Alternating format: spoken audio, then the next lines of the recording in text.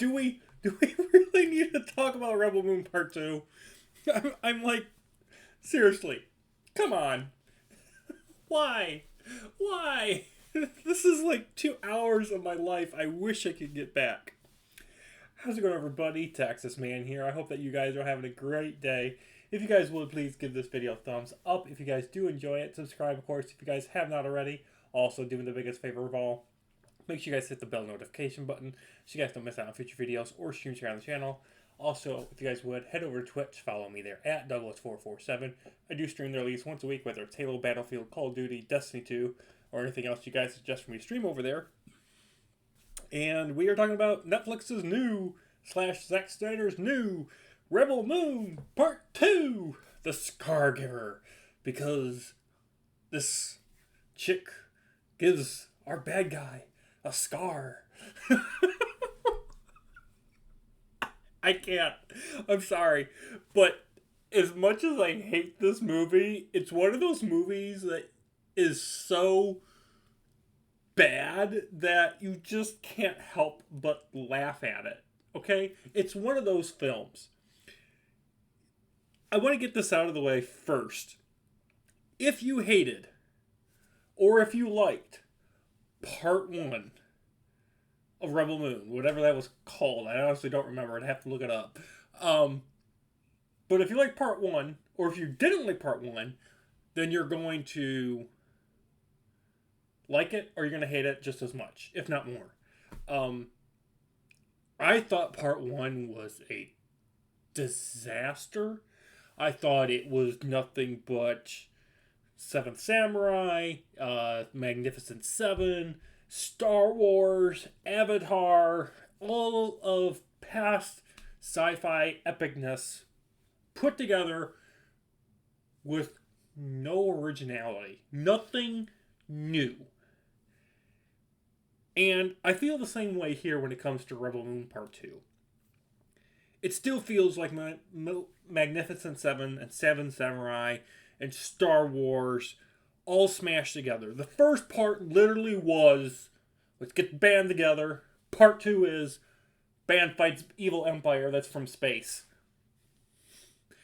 And somehow there's a rumor that they want to make 18 of these things. I thought Part 1 was a disaster. Part 2, it's just plain brain rot, okay? Pretend this is a can of beer. I don't have any at the moment, so pretend there is. There is so much unnecessary slow-mo shots. The action sequences, they're either just plain generic, and you've seen them 100 times before in better movies, or they're plain ridiculous. They're just plain ridiculous. The CGI at times can be awful. There is no character development. There is no backstory given to them. And because of that, there is no emotional connection to anybody. So when a character dies or sacrifices themselves, because you have no interest, there's nothing intriguing about them, you don't care, you have no emotional connection to them when they die. And there's just no emotional connection to anything happening on screen. Stuff just happens, okay? The villain character constantly is making stupid decisions. So villains are just getting killed instantly. Everyone's running around with their head chopped off. Nobody on the good or the bad guy side makes smart, intelligent military decisions. Everyone's just walking around in the open and hoping they don't get shot. The dialogue is awful, and it's delivered awfully by the actors. It's just, there's nothing in this film that is new to the sci-fi genre.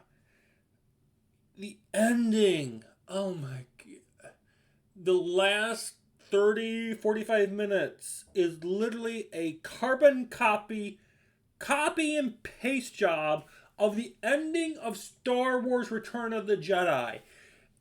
It's literally the exact same thing.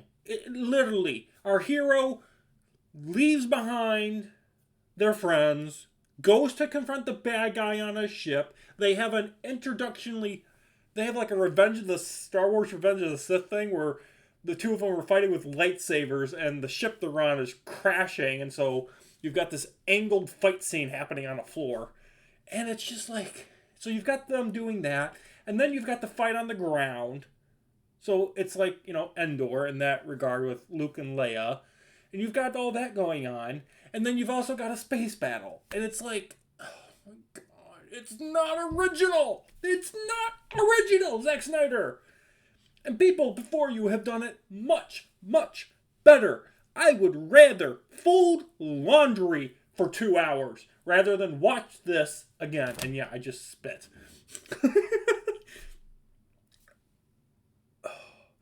The ending also teases the possibility of a part 3, and I don't want to watch it. I don't want to watch. The only reason I watched part 2 is for this review. I also had hopes. I had high hopes that Zack Snyder would have taken the criticism, and I know that part 1 and part 2 were basically filmed back to back, but he could have made some decisions to change certain things, add in things, delete certain things. Because there's like a 4 or 5 month gap between part 1 and part 2. He could have done something in the editing area. So don't give me this, oh, he couldn't do anything because it was just filmed back to back and there was just like this 4 or 5 month, deliberate pause between the parts to build up anticipation. Okay, I'm sorry, Zack Snyder. This isn't having a long 1 year pondering what's going to happen between the end of Avengers Infinity War and Avengers Endgame. Okay, no one liked part 1. So no one's really looking forward to seeing the epic conclusion part 2. Me, I had no hope. I mean, I had hope that part 2 was going to be better, but my anticipation level was like, oh, I'm so excited! Yay! No, it wasn't. I was just like, oh, please let it be better than part 1. Even if it's only by like a point or two. But this is boring. Watch this with liquor. It's easy to make fun of. It is, honestly, the worst film that I have seen in 2024. And this is a shame that it is being greenlit for possible future films, TV show spin-offs, comics and whatnot.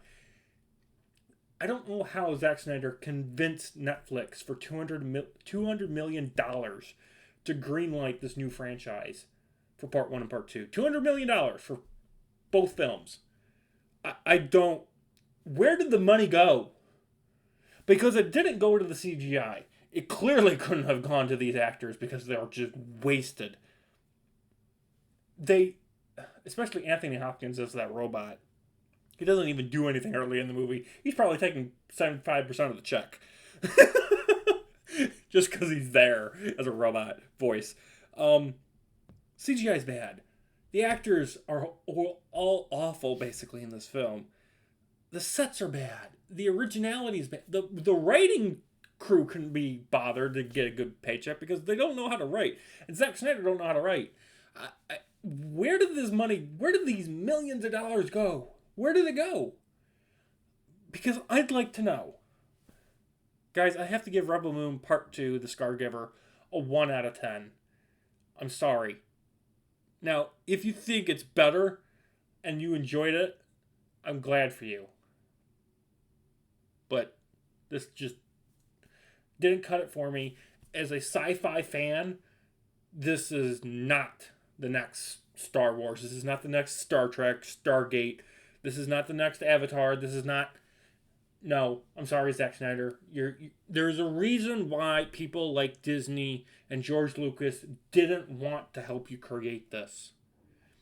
It's generic, boring, predictable nonsense.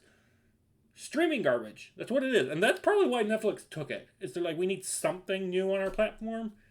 Even if it is garbage, at least we have something new for our quarter.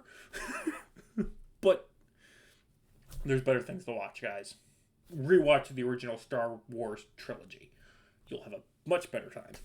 That's going to do it for this video. 1 out of 10. Have a great day. I will see you guys on the next video or stream. Bye, guys.